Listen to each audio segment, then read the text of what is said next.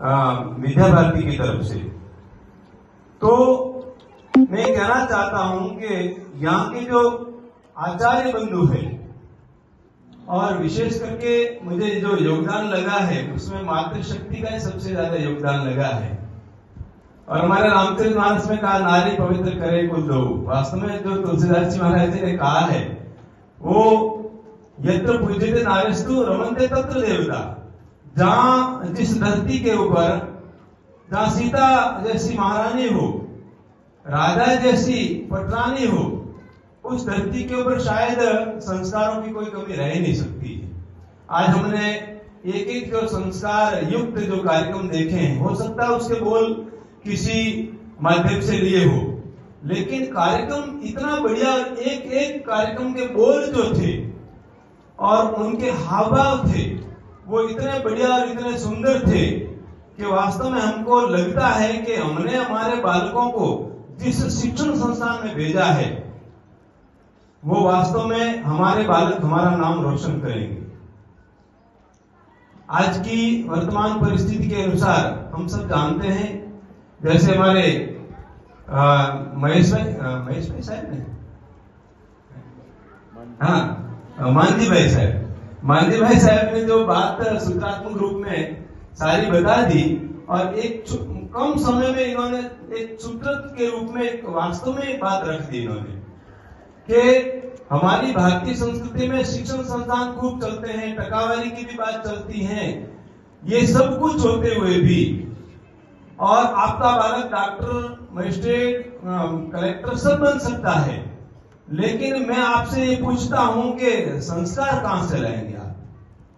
Emmanuel school के अंदर भेजोगे, मैं किसी स्कूल की क्रिटिसाइज तो नहीं कर रहा हूं, लेकिन मैं भारतीय संस्कृति के अनुकूल बात कर रहा हूं कि जो हमारा कल्चर नहीं है, जो हमारी संस्कृति नहीं है, जहां हमारा कोई वैचारिक लेन देन नहीं है, और ऐसे शिक्षण संस्थान में अगर आपके बालक जाएंगे तो क्या वे माता पिता को समझेंगे? क्या वे दादा दादी को समझेंगे? क्या वे परिवार को समझेंगे? क्या भारत माता को वे समझ पाएंगे? भारत की क्या मूल धरोहर क्या समझ पाएंगे? भारत का सन्निष्ठ जीवन और सनातन पद्धति क्या है, इसको वे समझ नहीं पाएंगे। लेकिन आपने जो चयन किया है वो बिल्कुल ठीक चयन किया है। यहाँ सारे कुछ दादा दादी भी बैठे हैं, कुछ मम्मी पापा भी होंगे, कुछ माताएं भी अकेली है, लेकिन ये विशेष करके जो कार्यक्रम है वो ग्रांड्स फादर के लिए रखा गया है, जो दादाओं को समर्पित कार्यक्रम है, दादी को समर्पित कार्यक्रम है। और विशेष करके इस बहन ने जो अभी संचालन कर रही थी बहन, इन्होंने कहा कि व्याज मोड़ी करता व्याज वालो छे, खरेखर बात साची છે, એ જ વાત છે કે આપણો બધા લાગે છે કે ખરેખર બાળક આપણો મા બાપ કરતા દાદા દાદીને કેટલું પ્રિય લાગે છે, અને કદાચ મા બાપ એમને ડાંટે ફટકારે એને લાઈન ઉપર લાવવાની કોશિશ કરે, દાદા દાદી તરત વચમાં આવી જાય, અને ખરેખર વાત એવી જ છે। तो मेरी मातृशक्ति से और मेरे भाइयों से मैं यही निवेदन कर रहा हूं कि आप अपने बालक को खूब लाड प्यार दीजिए, कोई चिंता की बात नहीं, खूब आपको लालन पालन करना है, आपके पास सब सुख सुविधाएं हैं, भौतिक सुख सुविधाएं सब है, लेकिन कई अधिक लाड प्यार के कारण भी ऐसा न हो कि हमारा बालक संस्कारों से विचलित हो जाए, संस्कारों से हमारा बालक भटक जाए। तो इस बात का बहुत विशेष तौर से हमें ध्यान देना है। आपके पास सब सुख सुविधाएं हैं, सब साधन सामग्री है, और मैं विशेष करके आपसे यही निवेदन करता हूं कि इस कोमल हाथों के अंदर कभी मोबाइल मत देना। ये बहुत खतरनाक वस्तु है, आप अभी समझ नहीं पा रहे हैं। हमारा आप सबका जो जीवन बचपन का जो था वो कितना एकदम सरल जीवन था, और आज जैसे कुछ भी बालक खेल खेल के अंदर और शायद उस गाना के अंदर इतना बढ़िया योगासन का भी अभ्यास कर रहे थे बालक। ये जो जितने भी प्रोग्राम जिन्होंने तय करवाए हैं, इन्होंने मुझे लगता है कि सारे फैकल्टी का जो ध्यान में रख करके जितने भी अवयव, जितने भी बिंदु थे, वो सारे बिंदु ध्यान में रख करके ये सारे प्रोग्राम तय कराए हैं। इसलिए वास्तव में मुझे खुशी है। हो सकता है कईयों को समझ में आया होगा, कईयों को नहीं भी समझ में आया होगा, लेकिन ये जितने भी प्रोग्राम थे वो सारे एक एक बिंदु ध्यान में रख करके सारे कार्यक्रम तय किए गए हैं।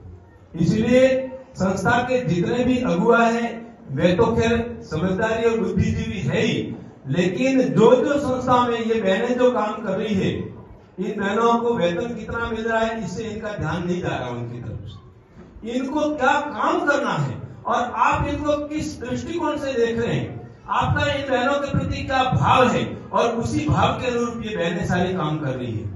ये बहुत बड़ी मजेदार बात है कि वास्तव में एक क्या होता है, शिक्षण संस्थाओं के अंदर कई बार आत्मीयता परिवार की न मिलने के कारण, ट्रस्टीगणों की आत्मीयता न मिलने के कारण, प्रमुख जितने भी उनकी आत्मीयता न मिलने के कारण जो बहनें काम करना चाहती वो काम नहीं कर पाती और वो कुंठित हो जाती वो।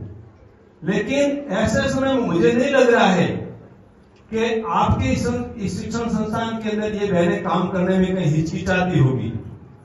बहुत अच्छे तरीके से अपने मनोभावों के अनुसार और अपनी पूरी शिक्षण सामग्री का उपयोग करते हुए और भौतिक संसाधनों का उपयोग करते हुए जितना इस संस्थान के अंदर बढ़िया से बढ़िया काम चल रहा है, मुझे आज के समय में बहुत कम जाता हूं मैं संस्थानों के अंदर में, क्योंकि मैं सीधा गौ सेवा का काम करने वाला व्यक्ति हूं। लेकिन मेरा संस्थाओं से खूब लंबे समय तक नाता रहा है और शैक्षणिक संस्थाओं से लंबे समय तक नाता रहा है। इसलिए जिनको पता है वे मुझे शैक्षणिक संस्थानों में राजस्थान में और यहाँ पर सब जगह बुलाते रहते हैं। जिनको पुराने समय से पता है, वही जिनको पुराने प्रचारक है, कोई संघ के कार्यकर्ता है, उनको सबको पता है कि भाई स्वामी जी बन गए हैं स्वामी जी। लेकिन शिक्षण संस्थाओं से इनका बहुत अच्छा संबंध रहा है। तो अपने बालकों को सुबह से लेकर के